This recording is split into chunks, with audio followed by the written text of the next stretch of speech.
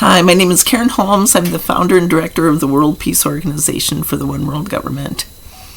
In the news, they're talking about, Joe Biden is talking about releasing information from the Pentagon about information about UFOs.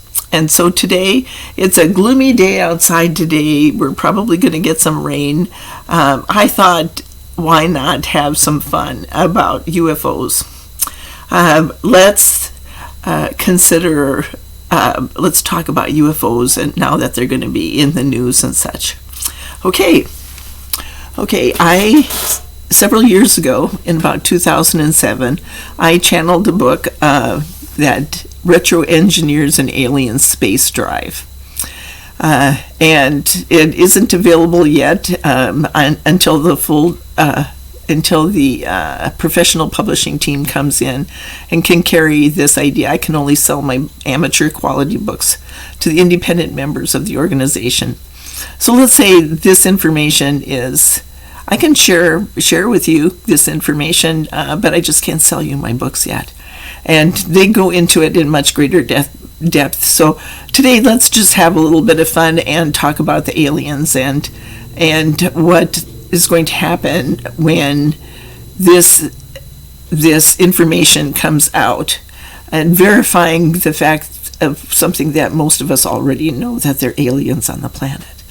In the Manual for Peace, my guide Seth tells us that there are 80 species of aliens on the planet now, and that might become a shock to you. So we have information that we can share too as this report comes out. I wrote that in 1999. So, and at that time we were having, in the town that we lived in, we were having close encounters. Well, I'm not sure which close encounter it was. We had aliens coming to us to our prayer circle, and I channeled some aliens. It was quite an experience. So I'm not surprised. I've had encounters with the Greys and with the cat people and with a hive of beings. I've been driving down highways at night and had alien ships over my car following me around. Been floated off into space through the roof of my bedroom one night. Basically, I've met the little ones from that. They look like they're like Samoans. So anyway, just wanted to let you know that people are having encounters with aliens. Excuse me, and you might too. But so now that we are going to be talking about aliens, let's get off on the right foot in how to deal with them. We are considered.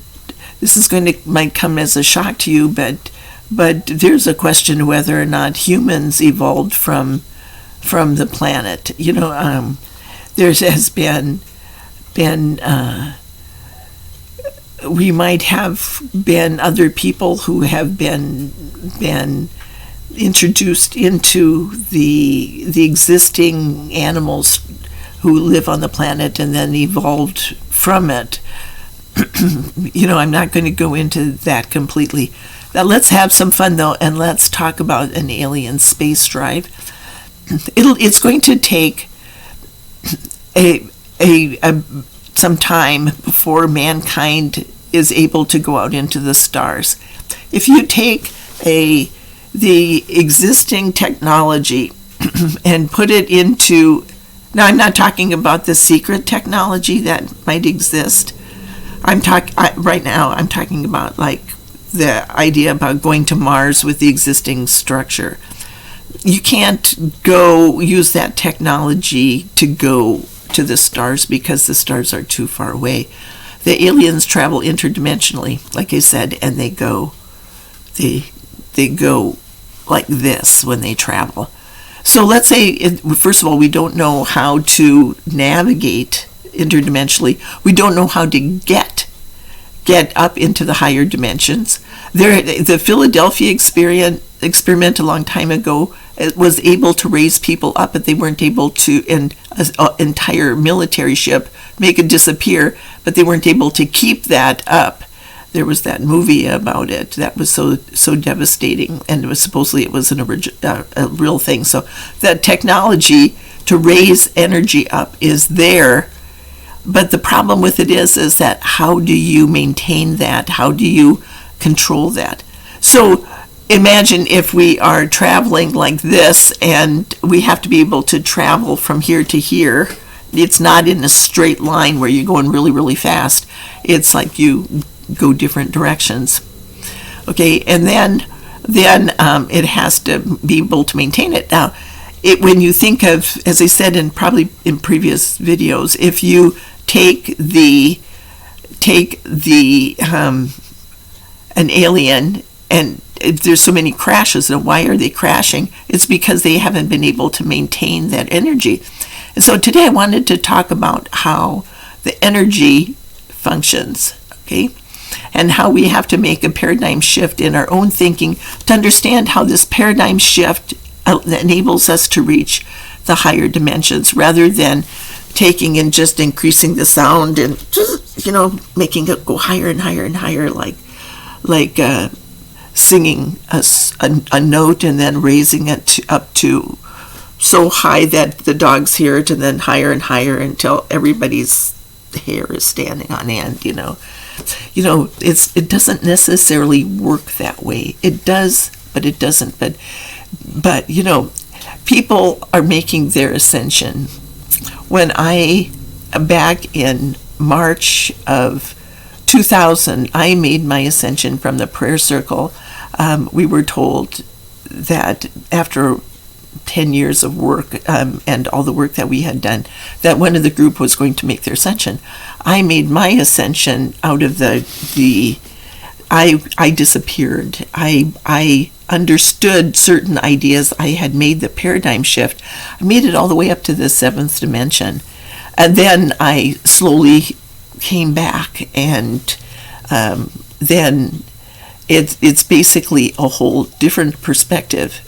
Now it's like you have to overcome your fears. You have to overcome all the things that are third dimensional. You have to overcome fourth dimensional things. Then you work your way back up again after you face your fears and doing all these things. So this is a paradigm shift where you have to change your thinking. You cannot take like an alien spaceship, and a third dimensional being goes in there and goes, okay, shut the door and let's take off. Flip this switch. We don't know which switches to flip. We can't take off that way, because what we have to do is we have to raise the energy, but we also have to raise it in such a way that it maintains it, and it keeps on maintaining the energy. Okay, I'm not an expert at this, but I did make it to the 7th dimension, and the aliens probably travel on the 8th dimension. So how do we make a shift? How do we do that? So today I wanted to talk about how to make and build your energy up, and how to, let's say we're doing a pre-flight check. I took flying lessons when I was when my husband, I was a captain in the Air Force, and then he took flying lessons as part of that during his experience in the Air Force, and then I took flying lessons after we got out. Okay, so I soloed and things like that, so I know about doing pre-flights. Okay, so anyway, I've always been interested in space, and I've always been interested in aviation, but I just have never had the time to do it. And I think now is a really good time is to take all these ideas and put them together. Okay, so we are now getting ready. We have our spaceship sitting right there. We're going to propel ourselves into the future. We have our spaceship, and now it's time to power up the engine. So how do we do that? Okay, do we flip switches? No. This is what I'm going to tell you, is that this is a mock-up, a kind of like a third dimensional mock-up of a multi-dimensional thing. And I'm going to tell you how it works. Okay, it's also, you can disregard that it's also an oatmeal container, but, it's empty. I hope it's empty. Anyway, this is a mock-up of a free power source invention. Okay, I'm going to share it with you. Because if somebody steals the information, basically it won't work. Okay, I can share any of this information with you, and if you try and steal it and use it to your own advantage, it won't work. And that's why I'm going to tell you kind of why spaceships, alien spacecrafts crash, is because it won't work if you're using it for the wrong reasons. Okay, so this is like, the bottom level is kind of like a honeycomb. Okay, the bottom level is like the battery that stores it. Honeycombs are unique because what they do is they take each bee takes a cell and fills it up, and then all of them working together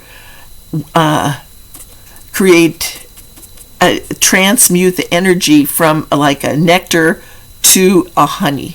Okay, and honey has very interesting properties because it's all basically a very high dimensional thing. We have bee colony collapse disorder now, which is a virus and a fungus. Viruses, if you have watched the pandemic information, are thought forms that are manifested into the physical, usually by fear. Thought forms that are based on somebody manifesting by default, creating by default rather than by intent. It's like this energy expands into it and it creates it. It's manifested from a place that is very low energy frequencies. Okay, and it becomes a thing that is something that we think is out there floating around, and kind of, in a way, it kind of is. But think about bee colony collapse disorder, that it is a combination of a virus and a fungus. Fungi live in darkness, and they live in the emotions, kind of wet darkness. And basically what happens is that it's like it breeds out of emotions. Water is a symbol of emotions and fear and emotions. So you have this whole thing. So let's say that you have a bunch of people working together doing what's in everyone's best interest, everybody sharing the work and everybody doing things, and it's creating a sense of abundance, it's creating a sense of well-being and all that, and then the darkness is attracted to that, and basically it tries to destroy it. So we have, when you first come out with this new plan, then it will draw this darkness to it. So there has to be a way to deal with that, and this is part of the planning process, and I go into that by looking at religion. But anyway, we're talking about technology now. Okay, so what we have right now, but there's a connection there too, and we'll go into that. So this is the battery for it. So what you have to do is there has to be this way of filling up these energy cells like this. So everybody, you have to have, this is a 12-story object, 12 levels, and then on each level there is a certain idea associated with that. So this represents, there's a loop that goes down here from each of these levels, and then what it does is it creates a sense of a win-win agreement, and this is where the energy is stored. Every time you make a win-win agreement, it gives off energy, and it's stored in these cells down here. Okay, so people can have something like this in their home. They can have a national idea. They can have a thing like this in their as the energy supply in their spaceship. Okay, now what we have here is this center core here, imagine it going down the center, that is where you make a Vesca Pisces, a win-win agreement. You might have seen this. It's two circles, and then there's a little line across here, Vesca Pisces, a symbol like that. Okay, I can draw one right here.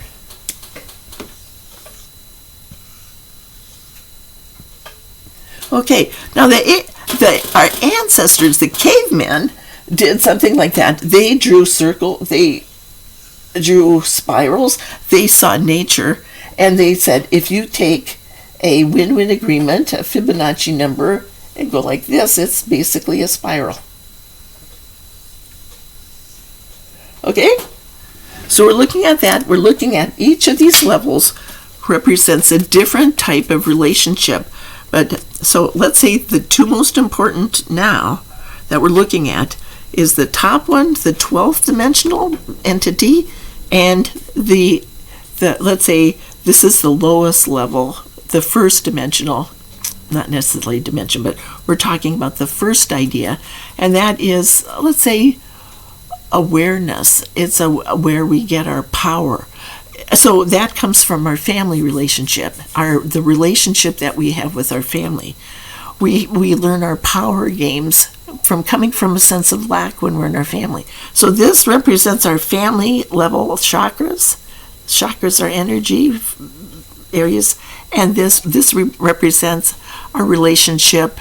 The top one is our relationship with our Creator, who are male and female, 12th dimensional beings. So let's say this is our power, but this is also, so we have a relationship that goes between here and then it goes down here.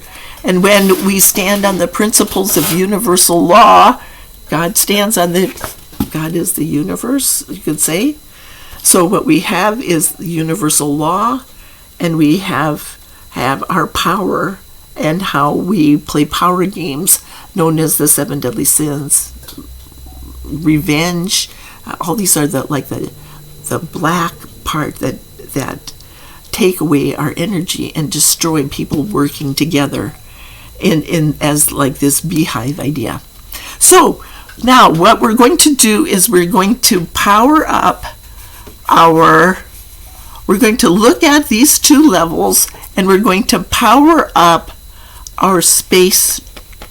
This is the energy that we need to power it up, our power, free power energy. And it has to do with the idea of making a win-win agreement with our Creator to stand on the principles of universal law. Okay, so let's say that we are going to travel. We would like to travel out into the stars. And our first relationship is, are you going to stand on the law, on universal law? All the atoms in the universe have to stand on the principles of universal law. And when you think of it, energy, matter is basically energy, isn't it? Isn't it an atom made up of atoms, and they're all moving, and you have all the structure of the atom, and it's made out of energy. Everything is made out of energy. So what happens is if you are functioning based on this lower frequency, the revenge, fear, all of that stuff, the real negative stuff, hatred, intolerance, all the things like that, you cannot raise your energy up high enough to be able to do that. Everything, when I made it to the 7th dimension, and I was there for quite a while, several days, I didn't even know that I thought I was just acting normally. It was like taking an elevator ride. I was going, everything was just spinning around me, and I felt so good. It was like fearless. I was singing. I was acting just goofy. People thought I was insane, but there it was. I was invisible. So now, how this happened is that I understood the principles of the 7th dimension. I was functioning as a 7th dimensional being. God functions as a 12th dimensional being. So we have 7 chakras in our body, and then 5 kingdoms outside the body: the plant, the animal, the alien, the elemental, and then the spiritual hierarchy. So let's say that we have we have all of these beings out there that are we have to make win-win agreements with each of them. So let's say that you have a dog or a horse or a goldfish or something like that, and you abuse it. Doesn't work, does it? Because you have to make win-win agreements. How do you make a win-win agreement with an animal? Okay. So these are projects that I'm talking about now. Okay. So what we're doing right now is we're looking at how to power this up. We make a win-win agreement based on universal law. If we are going to be going out into the stars, we make a win-win agreement with our Creator, who is basically the universe is sentient. We're making an agreement with God, our Creator, the Creator of us all, not the religion kind of God. That is, but that has elements to this of truth. That has truth behind it. I'm not saying it doesn't. But what I'm saying is that we're talking about a win-win agreement. The religion has been filtered through people's minds and their belief structures, and it isn't necessarily the whole truth. We don't know the whole truth. If we knew the whole truth, we'd be 12th dimensional beings. Okay, so now what we're doing, we're third dimensional beings, and we're working with a 12th dimensional entity, male and female, Lady Gaia, and I am that I am. And we're standing on the principles of universal law. And what that does is it creates a sense of balance and harmony. We don't have so much ripples effects anymore. What we're doing is we're creating a pure power, pure balance, which isn't that what you want? If the Star Trek engines are going out of balance, how do you bring them back into balance again? So if you are on an alien spaceship where you are right now, how do you create a sense of balance you don't want it to wobble? You don't want it to, you have to be balanced yourself. You have to be going on you have to know that your mission that you're going on is a noble one that benefits everyone. If you are on a mission that you say, I'm going to steal your natural resources, basically you're crashed. You're not going to have the energy because it's in no one's best interest for you to steal somebody's natural resources. So we have to start thinking about do unto others as you would have them do unto you. Create that sense of balance, no more ripples of effects. We have to create a sense of higher energy, raising our energy up. If we are divided, one nation under God. We are one nation that is indivisible because we are under God, the Creator of us all, doing unto others what you would have them do unto you. Okay, it's not survival of the fittest. It is not I am more important than you are. It is that we are all working together to create a sense of balance. We don't want the ripples. We want this pure balance. We want the pure energy that is just no ripples. We want the light that is creative. We want to go out and to create. We are representing ourselves. We are going to make a win-win agreement. That's what it is. The Vesica Pisces. We have something. Then we have to find out who has what we want, and we have to be willing to share. But what are we going to share? Okay, you take one individual saying, well, I'll share with you everything on the planet. Go ahead and take it. I'm going to just undermine everything. You never get off the planet that way. You never have any energy that's transmuted. It has to be everybody working together. Everybody has all these 12 different kinds of relationships. But right now, the most important relationship that you can function in to create this harmony and balance in your life, to take yourself off the planet, is to understand that universal law.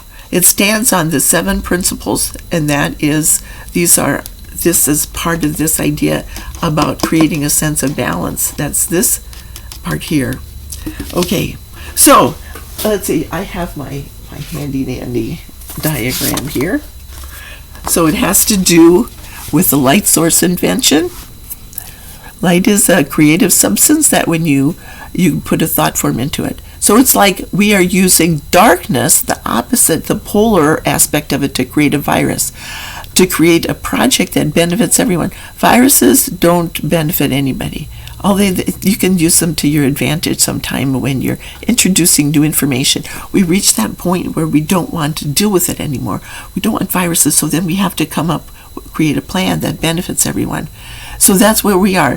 Why would anybody travel to the far side of the galaxy unless they had a reason to do it?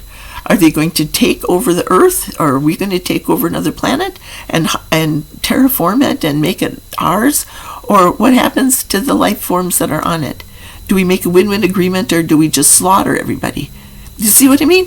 If we are there to kill people, we crash and we stay there until we can figure out how to get off the planet. So we now have X length of time to figure out how to make our ascension, to create a functioning beehive, the entire world a functioning beehive that is basically in a state of balance, and then no ripples of effects. And then we are going to work with, based on this idea, we are going to start building up the energy that we need based on universal law. Every atom in the universe. We're going to raise the Earth's energy so that the Earth can make its ascension from Lady Gaia and I am that I am. We're part of that body. We're part of the universe. We're part of Lady Gaia's body. And as she's making her ascension from the 12th to the 13th dimension, we are going right along with her. And if we don't, basically we're a failed state. We get left out. So we are now at this point where we have to create this idea. So a space force, Donald Trump's idea of a space force that is going to take conflict out into space, is not what we want. What we want is a space force built on going to the stars, functioning interdimensionally, and we're going to wait until it's available. We don't want to keep making all these ripples that we have to keep attenuating. We're going to just stand on the principles of universal law, equality, liberty, freedom, compassion, abundance, capacity, and tolerance. Okay, we're not going to function from lack and then go out and steal something. We're not going to take something away from somebody else, because that's not universal law. Okay, we are starting to think that every aspect of what we are going to do is based on universal law, is based on the highest good for all people, is based on making win-win agreements. We are going to go out and we are going to enable our society to function as part of the let's say the galactic community of planets, and then we are going to basically step in as being part of that. When we travel, we can go there to the Galactic Federation where everybody's working together and raise our galaxy up to the highest level.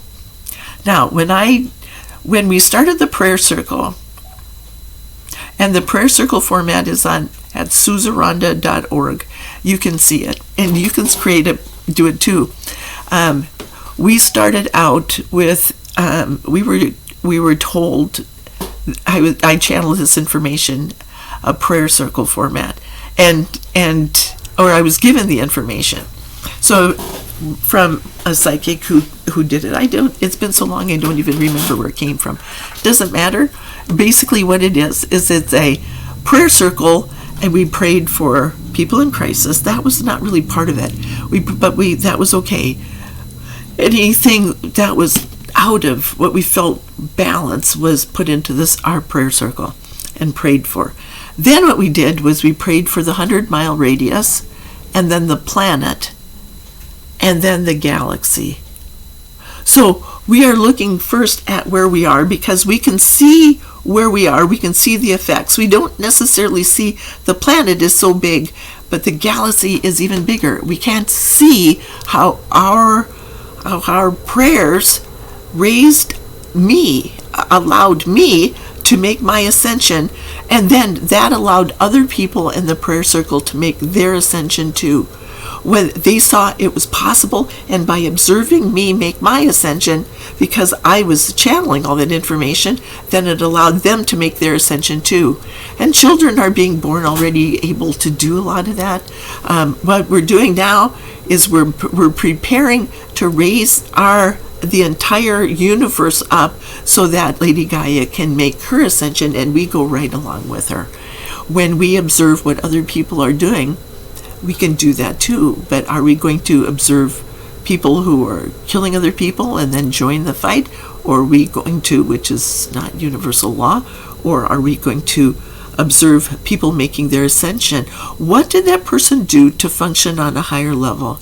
Well, how do we do that? How do we do it? And this is the first step. This little mock-up, and this is a funny day today. So we're looking at how to make a Vesca Pisces a win-win agreement, and that allows like this is like right here is a win-win agreement.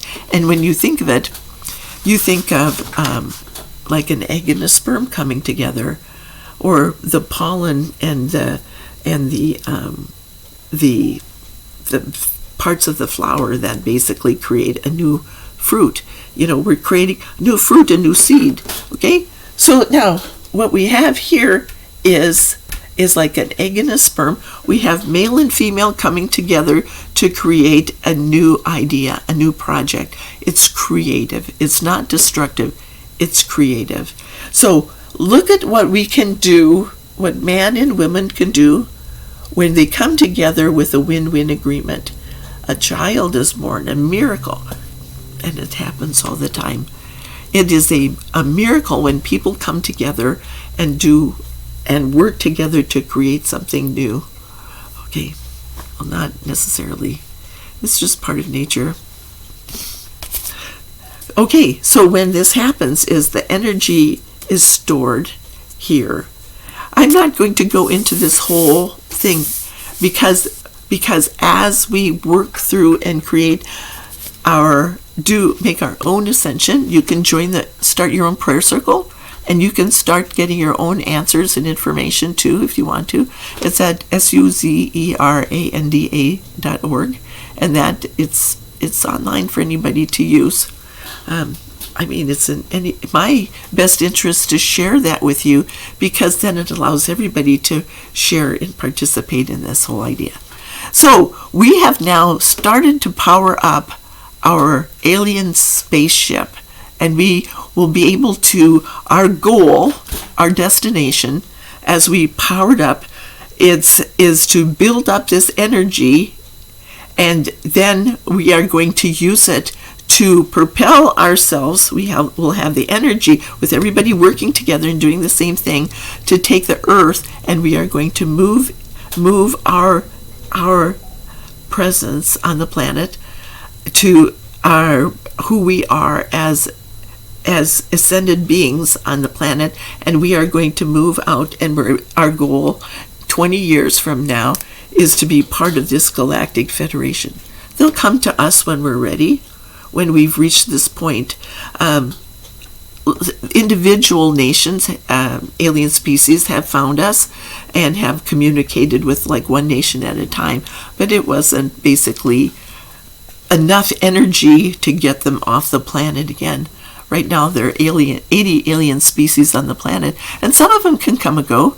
I'm not saying they're all trapped here. I'm just saying that the ones that come here and can come and go are the ones that are more likely to be working as part of this galactic federation, compared to the ones that can't get off the planet because they crash. Okay, so let's not set ourselves up to crash.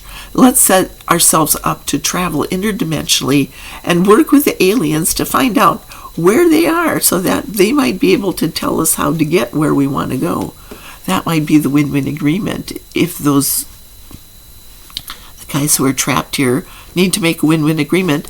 Maybe they can consider themselves as ambassadors and work their way back off the planet by helping us. And that's how we start to power up our space drive. Okay, I ask you to like, share, and subscribe, but most of all to share, because this is information that's important for everybody. This was a fun time today, so I hope you enjoyed it too. Like, share, and subscribe, but most of all share. Thank you.